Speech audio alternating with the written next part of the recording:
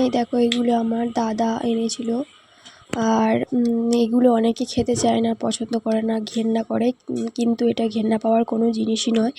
এটা কিন্তু খুব টেস্টি খেতে হয়। যারা খাওনি তারা ট্রাই করে দেখতে পারো, খুব খারাপ কিন্তু নয়। রান্না করে খেলে খুব ভালো লাগে, খুব টেস্টি হয় এগুলো।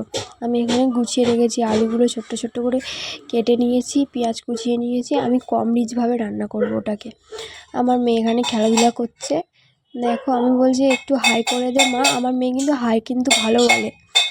আর আমার বর এখানে বসে আছে, সব বাড়িতে থাকলে গেম, ফ্রি ফায়ার সারাক্ষণ গেম খেলে। আর ট্রেনের গণ্ডগোলের জন্য কাজে যেতে পারিনি। হ্যাঁ, আর তাই আমি বলছি দেখো তোমার আইডির নামটা বলে দাও, আর সবাই তোমাকে ফ্রেন্ড রিকোয়েস্ট পাঠাবে। তাহলে ও বলছে আমি বলবো না। তারপর আমি এখানে আলুটা ভেজে নিচ্ছি। আর এখানে কিন্তু আমি খুব কম তেল ইউজ করবো, তাও অনেকটা তেলই পড়ে গেছে। এতে যত কম তেল দেবে, কারণ ওটা থেকে অনেকটাই তেল বেরোয়, অনেকটা বলতে অনেকটাই তেল বেরোয়। এখানে আমি পেঁয়াজ, আদা রসুন সব একসাথে, নুন, লঙ্কার গুঁড়ো, হলুদ গুঁড়ো, কাশ্মীরি লঙ্কার গুঁড়ো সবই দিয়ে আমি এটাকে কষিয়ে নিচ্ছি। এরপর আমি ওই জিনিসগুলো দিয়ে দিয়েছি, মানে এগুলোতে মুরগির চামড়া, তারপরে পা এইসবই আছে, ডানা এগুলো আছে। কিন্তু আমার তো ভালো লাগে খেতে, কিন্তু কার কেমন লাগে আমি জানি না।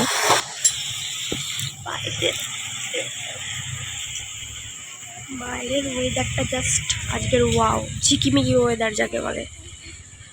ভালো রোদ উঠেছে আজকে। আর আমার ঘরের পেছনে রাস্তায় দেখো ড্রেন পরিষ্কার হচ্ছিল। ড্রেনের জন্য বাড়ির সামনে এতটাই মানে জল জমে থাকতো, তো কী বলবো।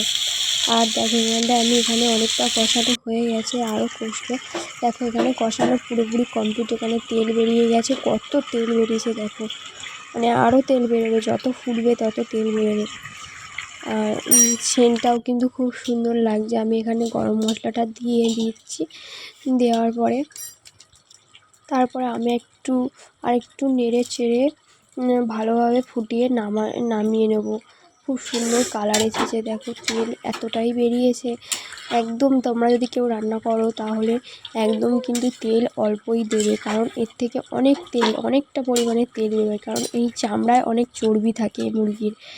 হ্যাঁ, তারপরে আমি এখানে নামিয়ে নিয়েছি। দেখতে দেখো ওয়াও হয়েছে একদম।